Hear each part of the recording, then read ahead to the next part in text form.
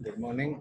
आज हम बात करेंगे मानव भूगोल के थर्ड टॉपिक की। दो टॉपिक की बात अपन पहले कर चुके हैं। मानव भूगोल का अर्थ, प्रकृति, विषय क्षेत्र। दूसरे टॉपिक में अपन ने बात की थी मानव भूगोल की शाखाओं की। तीसरे टॉपिक की अपन बात करते हैं मानव भूगोल के मूल सिद्धांत। अब मानव भूगोल के मूल सिद्धांतों की अपन बात करें तो जैसा अपने पहले अध्ययन किया कि मानव भूगोल में मानव का अध्ययन है, मानव से संबंधित क्रियाओं का अध्ययन है, मानव वातावरण के अंतर संबंधों का अध्ययन है। तो वो अध्ययन, चाहे मानव का अध्ययन हो, मानव के वातावरण के साथ अंतर संबंधों का अध्ययन हो, चाहे मानव से संबंधित क्रियाओं का अध्ययन हो, वो अध्ययन किसी न किसी रूप में किसी न किसी क्रिया पर निर्भर करता है, किसी न किसी मूल सिद्धांत या उपागम पर निर्भर करता है। भूगोल का प्रत्येक दृश्य, चाहे वह प्राकृतिक वातावरण से संबंधित हो या सांस्कृतिक वातावरण से संबंधित हो, प्रतिपल परिवर्तित होता रहता है। तो परिवर्तन की जो क्रिया है, चाहे मानव में परिवर्तन हो, मानव की क्रियाओं में परिवर्तन हो, मानव वातावरण के अंतर संबंधों में परिवर्तन हो, तो वो परिवर्तन संबंधी अध्ययन मानव के मूल सिद्धांतों में शामिल किया जाता है। वास्तव में ये परिवर्तन वातावरण के तत्वों के संयुक्त प्रभाव से होते हैं। वातावरण का कोई भी तत्व अकेला कार्य नहीं करता, बल्कि कोई भी भूदृश्य कई कारकों के परिवर्तन के फलस्वरूप अस्तित्व में आता है। अर्थात कि चाहे प्राकृतिक वातावरण हो, चाहे सांस्कृतिक वातावरण हो, सांस्कृतिक यानी चाहे मानवीय वातावरण हो, तो वातावरण के तत्वों में परिवर्तनशीलता होगी। वो परिवर्तन क्या होगा, वातावरण पर निर्भर करेगा, और वो वातावरण के साथ जो परिवर्तन होगा वो लंबे समय के बाद अस्तित्व में आएगा।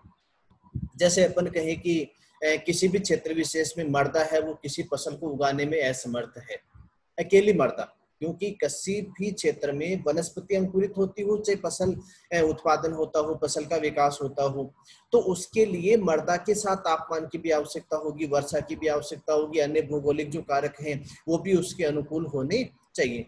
अकेला जल भी फसल उगाने में असमर्थ होगा। मिट्टी यानी मृदा और जलवायु मिलकर वनस्पति को अंकुरित करते हैं, वनस्पति को विकसित करते हैं। वनस्पति का प्रकार भी जलवायु, मृदा और मानवीय छांट के आधार पर निर्धारित होता है कि वनस्पति जो विकसित होगी या फसल जो उत्पादन होगा वो भी किस पर निर्भर करेगा, जलवायु पर भी निर्भर करेगा, मृदा पर भी निर्भर करेगा, और मानवीय जो आवश्यकता है उस पर भी निर्भर करेगा। तो इस रूप में यदि देखा जाए तो मानव भूगोल के मूल जो सिद्धांत हैं जिन पर मानव का अध्ययन निर्भर करेगा, मानव की आर्थिक क्रियाओं का अध्ययन है वो निर्भर करेगा, मानव वातावरण के जो अंतर संबंध है वो उनका अध्ययन है वो निर्भर करेगा। तो वो कौन से सिद्धांत हैं जिन पर ये सभी बातें हैं वो निर्भर करती हैं, ये सभी अध्ययन है वो निर्भर करता है। उन सिद्धांतों की यदि अपन बात करें तो मानव भूगोल में मूल रूप से 3 सिद्धांत हैं वो काम में लिए जाते हैं, 3 सिद्धांतों का प्रयोग किया जाता है, या उन 3 सिद्धांतों पर मानव का, मानव की क्रियाओं का और मानव वातावरण के अंतर संबंधों का अध्ययन किया जाता है। उन सिद्धांतों की बात करें तो सबसे पहला सिद्धांत यहाँ पे आप देखिए क्रियाशीलता का सिद्धांत, जिसको अपन परिवर्तनशीलता का सिद्धांत भी कहते हैं। दूसरा है पार्थिव एकता का सिद्धांत, जिसको अंतर संबंध का सिद्धांत भी कहा जाता है। तीसरा है वातावरण समायोजन का सिद्धांत। तो मानव भूगोल का जो अध्ययन है वो किस पर निर्भर करता है, इन 3 मूल सिद्धांतों पर निर्भर करता है। क्रियाशीलता यानी परिवर्तनशीलता, पार्थिव एकता यानी अंतर संबंध, और वातावरण समायोजन के सिद्धांतों पर है वो अध्ययन निर्भर करेगा। सबसे पहले अपन सिद्धांत की बात करते हैं क्रियाशीलता का सिद्धांत। अब आप देखिए क्रियाशीलता का सिद्धांत जैसा नाम से भी स्पष्ट है कि क्रियाशीलता का जो सिद्धांत है उसमें मूल रूप से बात जो आती है कि क्रियाशीलता यानी परिवर्तनशीलता। तो प्रकृति का प्रत्येक जो तत्व है, या अपन यूं कह सकते हैं कि वातावरण की प्रत्येक जो इकाई है वो परिवर्तनशील है।